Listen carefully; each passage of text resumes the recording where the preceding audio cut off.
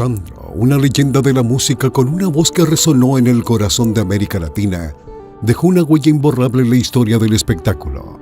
Nacido en Valentín Alsina, su ascenso al estrellato fue meteórico, pero no exento de sombras. A lo largo de su vida, luchó con adicciones, relaciones tumultuosas y un estilo de vida excesivo que incluyó un devastador consumo de cigarrillos. Conocido por su carisma y talento, Sandro también llevó un peso en su interior que lo llevó a una muerte prematura. Ahora, a 14 años de su fallecimiento, su esposa se atreve a hablar y revela detalles ocultos que cambiarán la forma en que vemos a este ícono. ¿Qué secretos saldrán a la luz y cómo moldearon su vida personal y profesional? Acompáñanos mientras exploramos el fascinante y a menudo doloroso legado de Sandro. Sandro nació el 19 de agosto de 1945 en la maternidad Sardá en Buenos Aires, hijo único de Vicente Sánchez e Irma Nidia Ocampo, ambos de ascendencia española. Pasó su infancia en Valentín Alsina, un barrio del Gran Buenos Aires. Su familia, humilde pero unida, le brindó un entorno en el que comenzó a forjar su carácter y sus sueños. Un dato curioso sobre su ascendencia es que su abuelo paterno, originalmente de Hungría y de origen gitano, emigró a España y cambió su apellido a Rivadas antes de establecerse en Argentina. Esta herencia gitana fue algo que Sandro siempre abrazó, lo que eventualmente le valió el apodo de El Gitano. Desde pequeño, asistió a la escuela primaria en Valentín Alsina, y fue en esos años cuando empezó a mostrar su inclinación hacia la música. Al igual que muchos adolescentes de su generación, Sandro quedó cautivado por la energía y el estilo de Elvis Presley. En su último año de primaria, comenzó a imitar a Presley, y esa admiración lo acompañó a lo largo de su vida, tanto que llegó a verlo en vivo desde la primera fila en el Boston Garden, una experiencia inolvidable para él. A los 13 años, decidió dejar la escuela secundaria para ayudar económicamente a su familia. Durante su adolescencia, trabajó en diversos empleos. Ayudó a su padre a repartir vino en Damajuanas, fue repartidor en una carnicería, trabajó para una farmacia e incluso operó un torno. A pesar de estos trabajos, nunca dejó de lado su pasión por la música y, con el esfuerzo de su trabajo, logró comprar su primera guitarra a crédito. En su tiempo libre, Sandro dedicaba horas a aprender a tocar la guitarra y a perfeccionar sus movimientos de baile. Sus primeras lecciones vinieron de un amigo guitarrista llamado Enrique Irigoitia. Juntos formaron un dúo y se presentaban en concursos de canto, ofreciendo serenatas en los suburbios del sur de Buenos Aires. Fue en estos primeros años cuando Sandro, aún conocido como Roberto Sánchez, empezó a destacar por sus interpretaciones de boleros como ¿Quién será?, de Pablo Beltrán Ruiz. Con el éxito de estos boleros, Sandro comenzó a formar grupos musicales como el Trío Azul y Los Caribes. En estas primeras bandas se enfocó principalmente en boleros, tangos y algo de rock and roll. Irigoitia, su compañero de música, era quien se encargaba de tocar canciones del litoral y piezas de rock.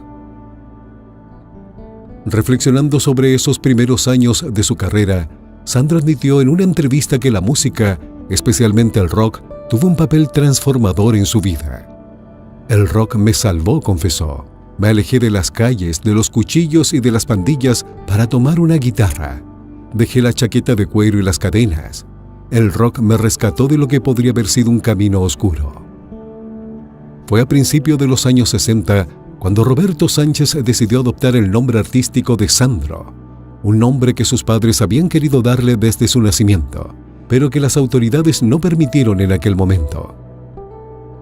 Su primera presentación bajo el nombre de Sandro fue en Recreo Andrés en Villa Jardín, en Lanús. Poco después formó la banda Los Caniches de Oklahoma, con la que grabó su primer sencillo, Comiendo rosquitas calientes en el Puente Alsina. Era 1961 y Sandro, quien inicialmente fue solo guitarrista y corista, pronto se convertiría en el líder vocal de la banda que pasó a llamarse Los de Fuego. Este fue solo el comienzo de una carrera espectacular que llevaría a Sandro a convertirse en una leyenda de la música. Pero tras ese éxito inicial, los problemas personales comenzaron a acumularse y su vida privada en ocasiones contrastaba de manera dolorosa con la imagen pública que proyectaba. A finales de 1962, cuando Héctor Centurión perdió la voz, Sandro asumió el rol de vocalista principal en su lugar. Para 1963, la banda ya era conocida como Sandro y los de Fuego, con una formación que incluía a Centurión en el bajo, Enrique Irigoitía en la guitarra rítmica, Armando Cacho Luján en la batería, Sandro como cantante y Juan José Sandri en la guitarra. Para mediados de 1964, Sandro y los de Fuego ya habían hecho su debut en la televisión argentina, apareciendo en programas como Aquí la Juventud y el popular Sábados Circulares, presentado por Pipo Mancera. Esta exposición fue crucial para su ascenso a la fama. Sandro, conocido por sus movimientos de baile inspirados en Elvis, comenzó a ganarse apodos como el Elvis criollo o Elvis latino. Aunque su estilo era único, las comparaciones con Presley eran inevitables debido a su energía en el escenario, donde saltaba, se arrodillaba y se movía frenéticamente, causando un frenesí entre sus fanáticos, quienes respondían con gritos, lágrimas y desmayos. Algunos de sus primeros éxitos de rock incluyeron No puedo esperarte más y Nena, Peggy, Peggy. Sin embargo, sus actuaciones provocativas también generaron controversia y varias figuras influyentes intentaron prohibirlo en la televisión. A pesar de estos intentos, Pipo Mancera defendió a Sandro, amenazando con renunciar si las restricciones continuaban. Gracias a su apoyo, Sandro pudo seguir actuando en televisión. Los logros de Sandro no se detuvieron, y uno de los momentos más importantes de su carrera llegó el 24 de octubre de 1967, cuando ganó el prestigioso Obelisco de Plata en el Festival de Buenos Aires por su canción No me dejes. Además, lanzó Quiero llenarme de ti, que rápidamente se convirtió en un éxito y el tema principal de su siguiente álbum, así como el inicio de su carrera cinematográfica como protagonista.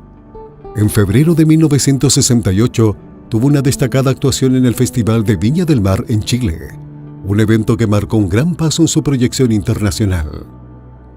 Sin embargo, en 1968 también trajo consigo un dolor personal para Sandro. El 27 de julio, su padre falleció, y a pesar de su tristeza, apenas unas semanas después, el 19 de agosto, Sandro volvió al estudio para grabar 3 nuevas canciones. Este acto de resiliencia mostró su inquebrantable compromiso con su carrera musical. En 1969, Sandro lanzó Rosa Rosa, una canción que se convirtió en un éxito masivo, vendiendo más de 2 millones de copias. Existen 2 versiones sobre la inspiración detrás de la canción. Una dice que era una metáfora sobre una mujer comparada con una flor, mientras que otra afirma que se llamó así en honor a Rosa Díaz, la empleada doméstica de la familia de su productor. Aunque estas historias difieren, el impacto de Rosa Rosa fue indiscutible. A finales de la década de 1960, Sandro hizo un cambio dramático en su imagen. Cambió su icónica chaqueta de cuero por un elegante smoking y corbata y reemplazó sus jeans por pantalones acampanados.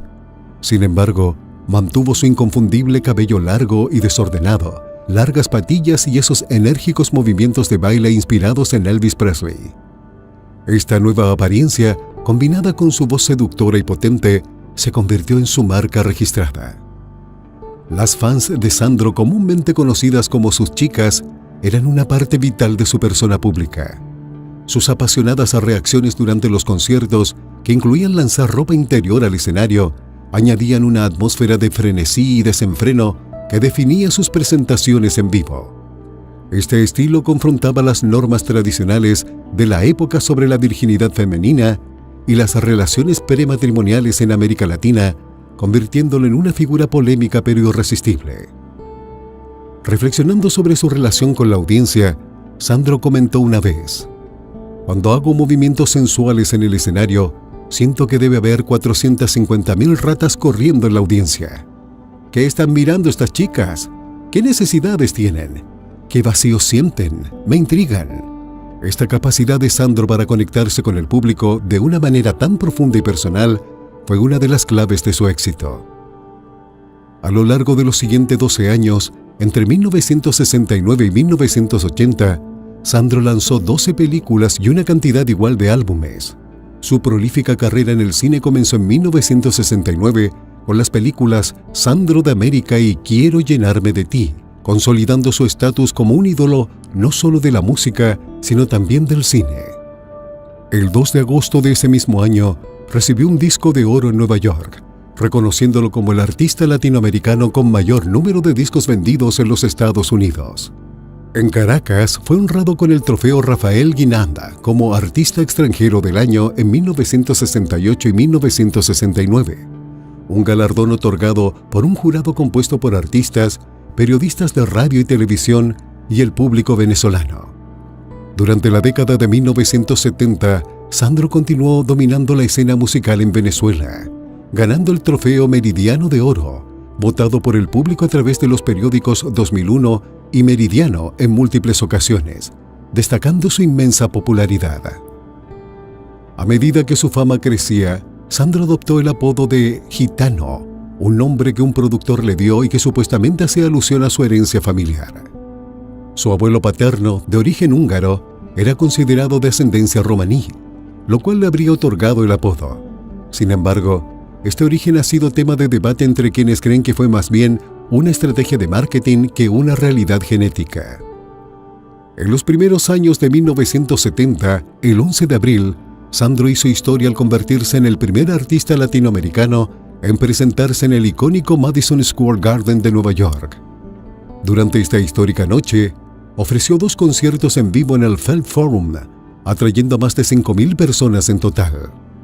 Existe una creencia popular de que este evento fue transmitido por televisión, pero nunca se ha confirmado oficialmente si la emisión fue en vivo. Nicolás Mancera, un famoso presentador argentino, había organizado una transmisión satelital del lanzamiento del Apolo 13 en ese mismo horario, lo que pudo haber dificultado la cobertura del concierto. Además, no existen grabaciones audiovisuales o radiales que corroboren la supuesta transmisión. El éxito de Sandro siguió creciendo exponencialmente, expandiéndose por las Américas y el Caribe, incluyendo países como Estados Unidos y Canadá, donde siempre encabezaba las listas de música latinoamericana. Su fama alcanzó un nivel internacional que lo consolidó como una de las principales figuras de la música romántica latinoamericana. Su 9º álbum, Sandro de América, fue un éxito monumental, logrando ser el número 1 en ventas en toda la región y fue reconocido por CBS por su increíble impacto. Durante este periodo, Sandro ayudó a consolidar el género de la balada romántica en América Latina junto a otros grandes como Leo Dan, Palito Ortega, Leonardo Fabio y artistas internacionales como Julio Iglesias y José Feliciano. Este género, que nació del bolero, se mezclaba con influencias del rock, dando lugar a una música seductora y emocional que resonaba especialmente con las mujeres jóvenes de la época. Para 1971, Sandro era capaz de atraer multitudes masivas. Un concierto suyo en el Estadio de San Lorenzo de Buenos Aires durante la temporada de carnaval reunió a 60,000 personas, demostrando su poder de convocatoria. Estos años de éxito establecieron el camino para su reinado en la década de 1980, una época que mostró todo su talento, pero también trajo grandes desafíos personales. Sin embargo, la salud de Sandro comenzó a deteriorarse en 1998, cuando se reveló que sufría de enfisema pulmonar, una enfermedad crónica causada por sus años de tabaquismo excesivo. Llegó a fumar hasta 80 cigarrillos al día, lo que le había pasado factura a su salud. Aunque inicialmente no sintió que afectara su voz, la enfermedad lo obligó a retirarse progresivamente de los escenarios. A pesar de su condición, Sandro seguía mostrando su inmensa devoción a sus fans. En 2001, ofreció uno de sus conciertos más memorables, El Hombre de la Rosa, en el que, para poder respirar mejor, usó un tanque de oxígeno conectado a su micrófono. Aunque su estado de salud se agravó con el tiempo, Sandro continuó luchando. En 2004, emprendió una última gira nacional titulada La Profecía, a pesar de que su capacidad respiratoria era cada vez más limitada. Finalmente, fue colocado en la lista de espera para un trasplante de pulmón. El 20 de noviembre de 2009, tras 8 meses de hospitalización, Sandro se sometió a un trasplante doble de corazón y pulmón en el Hospital Italiano de Mendoza. El donante era un joven de 22 años y la operación fue considerada exitosa, aunque los médicos advirtieron que la recuperación sería lenta y podría involucrar complicaciones. Inicialmente, la recuperación de Sandro superó las expectativas, generando esperanza entre los médicos de que podría vivir una década o más. Sin embargo, surgieron complicaciones durante su adaptación a los nuevos órganos. Para el 12 de diciembre, necesitó otro procedimiento quirúrgico debido a una perforación en uno de los pulmones trasplantados, probablemente causada por una infección preexistente que no se había tratado completamente antes del trasplante. En la tarde de su nueva cirugía, el ídolo fue trasladado de nuevo a la unidad de cuidados intensivos. El informe médico era preocupante, indicando que la condición del popular cantautor era crítica. Para entonces, sus fanáticos en todo el país habían organizado numerosas cadenas de oración esperando por su recuperación. A mediados de diciembre de 2009, los cirujanos cardíacos Claudio Burgos y Guillermo Borgman, quienes trataban a Sandro, lo diagnosticaron con neumonía causada por un germen adquirido en el hospital. Había estado experimentando pequeños picos de fiebre por la noche que los médicos afirmaron eran normales y parte de su lento proceso de recuperación. Unos días después, la noticia fue más prometedora. El cantante se estaba recuperando bien, sin fiebre, y había comenzado a comer alimentos sólidos. El informe médico confirmaba que las bacterias estaban bajo control y pudo celebrar la Navidad con su esposa Olga, disfrutando de alimentos suaves. Sin embargo, Sandro no logró superar la propagación de su sepsis generalizada y falleció en el Hospital Italiano de Mendoza debido a un shock séptico, según informó Claudio Burgos, el jefe del equipo quirúrgico. Su muerte ocurrió a las 8:47 de la noche del 4 de enero de 2010. Sandro había pasado por 5 cirugías tras el trasplante de corazón y pulmón, incluyendo 2 el día de su fallecimiento, y había luchado por su vida durante 45 días. La noticia de su muerte se difundió rápidamente en los medios argentinos y en las redes sociales. El 5 de enero de 2010, tanto The New York Times como The Washington Post destacaron la noticia en sus portadas con el titular: "El cantante Sandro, el Elvis argentino, muere a los 64 años".